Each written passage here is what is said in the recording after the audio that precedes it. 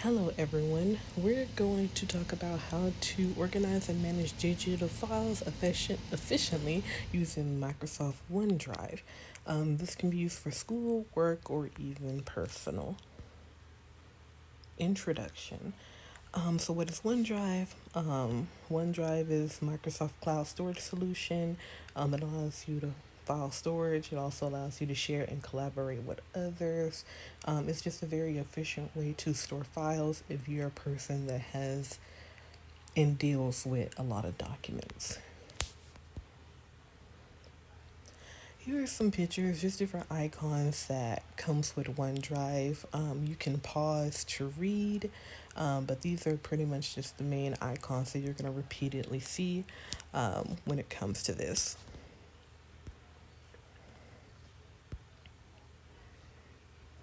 And then getting started.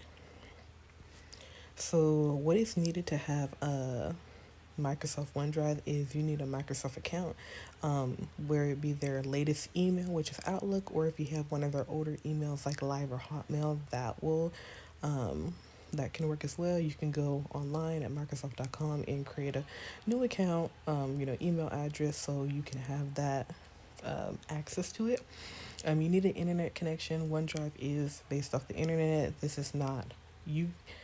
If you add offline, it will not sync until you're back online. There's an app, or you can use the web browser, whichever is most convenient for you. Device compatibility is compatible with Android, iOS, Windows. Um, it's compatible with certain Mac computers, but not all of them. Microsoft gives you about 5 gigabytes of free storage space. After that, you will have to purchase more. 5 gigabytes is a lot, but if you're somebody who's going to be using this for work and you're handling tons and hundreds of documents each day, you may want to see if you could do like a business Microsoft OneDrive, and that'll get you more storage. And then Microsoft 365 subscriptions, if there's Word, Excel, presentation, aka PowerPoint. If you need more than that, let's say like SharePoint or One Access, that's when you would be required to get a subscription.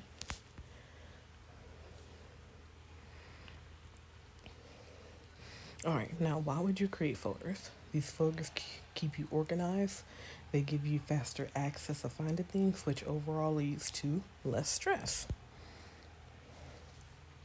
And you can see here with the folders, I'm using the browser for this example. When you click add new, you can create the main central folder. Like if you want this folder to only be about personal items, projects, or work items. For step two, as you can see, it kind of labels like the location. So my files testing, which is where the big files, personal projects, and work is labeled. But we click the work folder, and within the work folder, there's different categories of folders, which is meeting, presentations, reports. So you can just become extremely organized.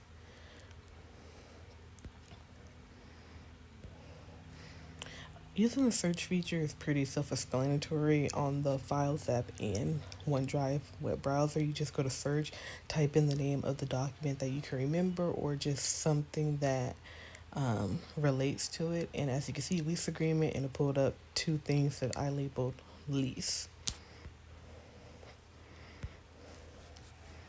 With syncing, OneDrive does sync between all devices. Like I said in the beginning, it does run on an internet connection, so you'll need that so you can make an update on one device and you'll see them in real time on another. As long as there's an internet connection, it will sync. And then these are kind of like the syncing icons. The first one with the arrow means it's actively syncing. If you have an X, that means there's some type of error. It could be connection error. It could be that you accidentally signed out. It just could be that you labeled a file wrong and it couldn't save it for whatever reason. And then the one with the pause means the syncing has been paused. More than likely, it could just be due to a connection error.